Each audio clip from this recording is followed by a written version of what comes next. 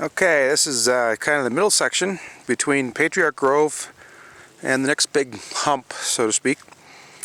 We're going to do a downhill run here. The rain's still kind of sprinkling. Hopefully the lens will stay a little cleaner than the last 4 or 5 clips. As you can see, there's sun off in the distance, but the rain's been chasing me all the way down from White Mountain Peak. So let's see how it goes.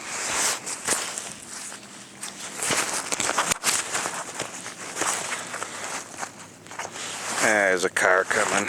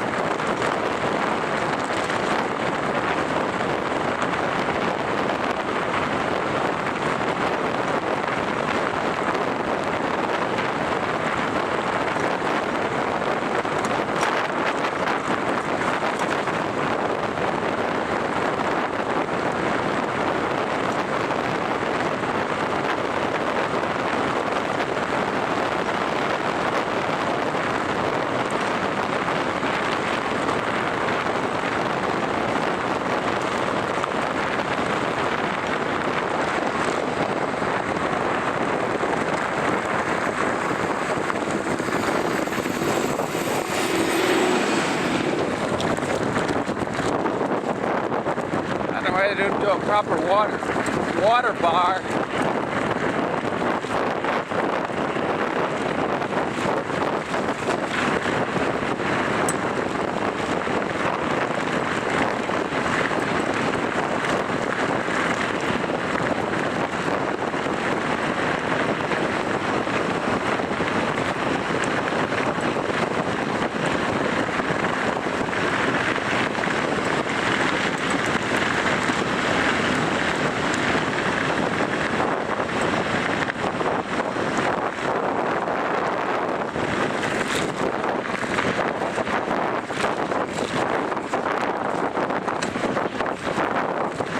Alright, no rain, finally.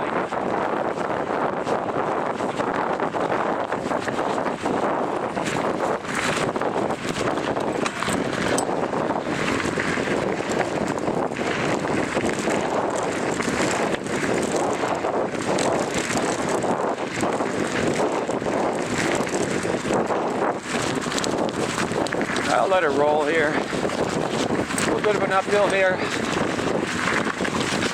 Ground's dry, hard to believe when it's 3/4 inch of hail 8 miles back. The Sierra off there in the distance. Looks like there's some rain going on over there too. That's why if you go backpacking in the Sierra Rain Mountains, pretty much have to assume there's going to be rain because they make their own weather.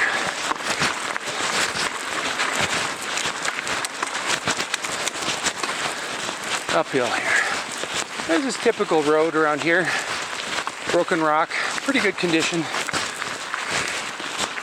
Those Forest Service guys are dumb as stones though. It's taken about 10 years to figure out to put water cuts to the side. Even today I notice they're finally starting to put some in. There aren't any water bars and they keep grading it. They don't grade it so that it'll resist the degradation of sudden downpours. So you ride down one of those roads and there's a creek flowing down the road. But it looks like they're getting the clue finally. I've been coming here for 10 years and I guess they finally figured it out.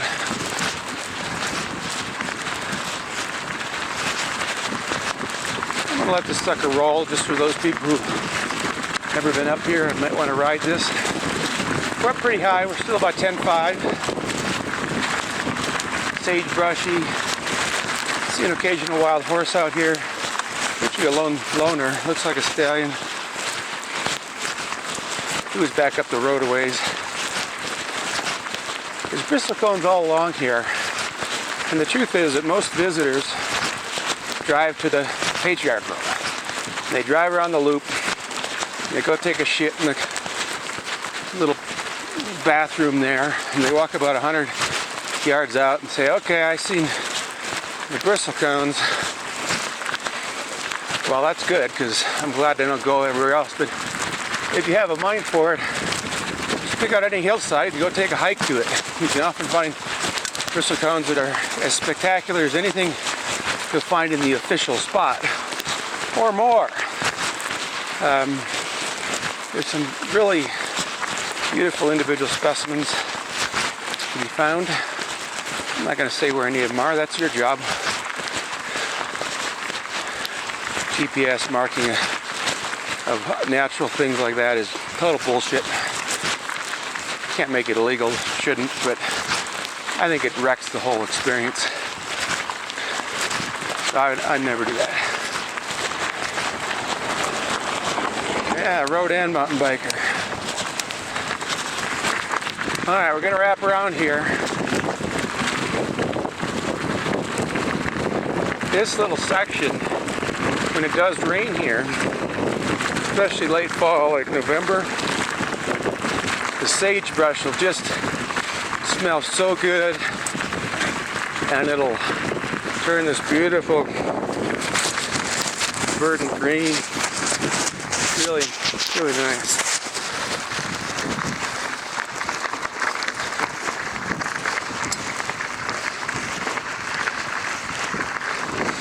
You can smell it now, even without the rain.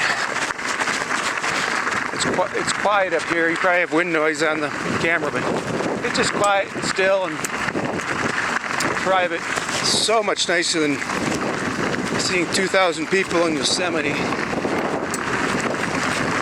Well, that too is good, just later in the year. And probably in my video here. Cool.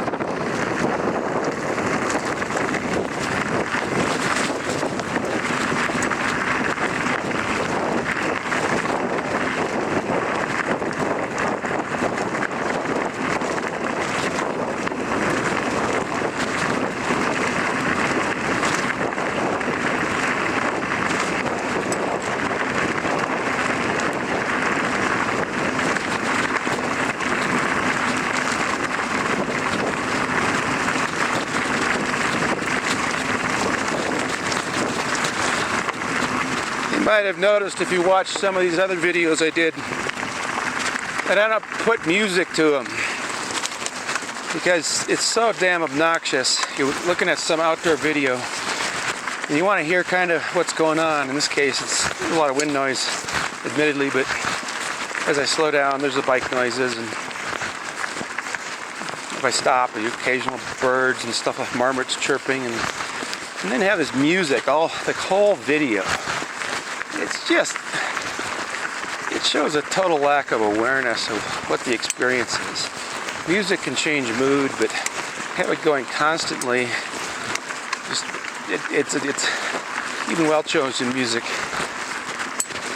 It's okay for some things. To have it going the whole track is just, I just turn that thing off. Who the hell wants to hear that? I'm going to go listen to music if I want to listen to music. Anyway, that's why there's no music on these videos. And I wouldn't use it except for short introductory pieces where it can set a feeling. Or where they're rocking down something and you want to emphasize it. But judiciously.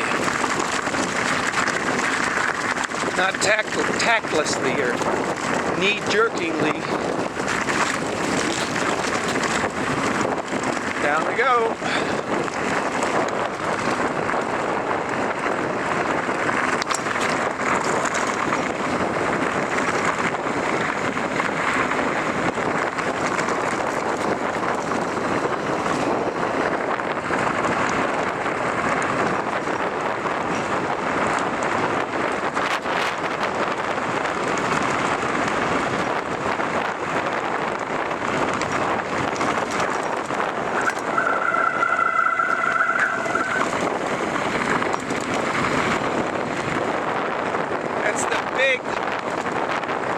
big hump.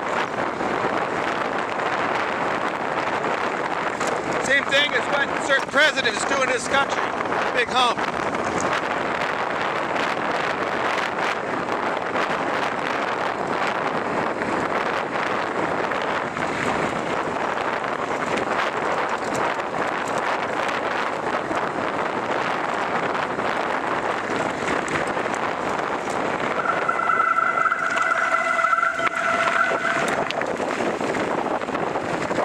Yeah, brake rotors get wet, they squeal a little bit. Shimano XTR Ice Tech. Only thing I'd run. SRAM is crap. Used it here last year. Damn thing's burned out. Never again. Tried the road stuff too, it's garbage. Okay. Shimano brakes for me. The Ice Tech has some cooling fins on it, and while it's not needed here, Silver Canyon is hard on brakes. That's what toasted the SRAM brakes. Fried the rotors too. Anyway, that's our little excursion from Patriarch Grove there. What I call a big hump is up ahead. I'm going to have to hump it up that. And then we'll be at Silver Canyon not soon after. But I'll let it run here. I can always bore you with my banter.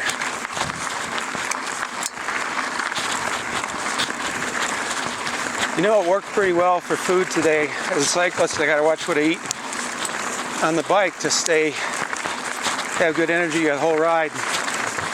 And I have a new theory that as much as I like the Hammer nutrition products, some of the high fructose corn syrup crap that I wouldn't usually eat is an alternative fuel source that can go to the liver. And the liver can then sort of be like a auxiliary power plant, or a fuel plant rather, or fuel source. Whereas if you just take like Hammer Perpetuum, it's glucose, maltodextrin, which converts to glucose. It's got some protein in it, but basically the liver's not involved, so it's sitting there idling.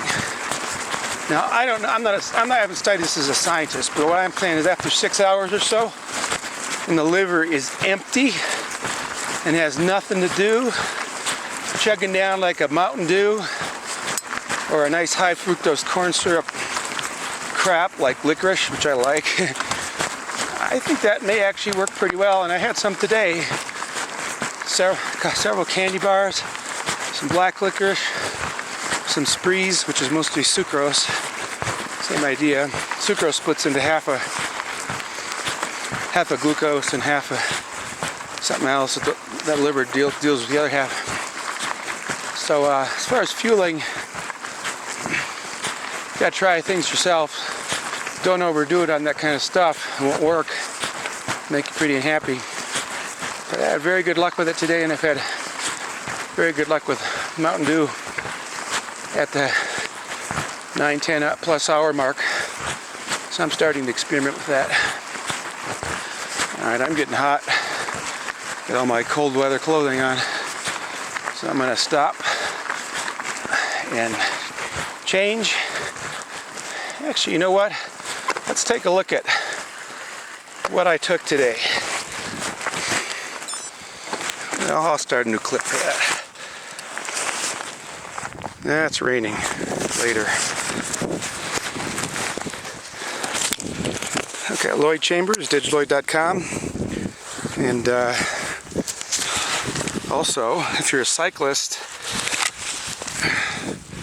windinmyface.com, which is my cycling site. This was filmed with the Olympus E-M5, which I review on my photo site. And I've got a Panasonic fisheye on it, which I like a lot for this purpose. But hard to keep clean in rainy weather, that's for sure.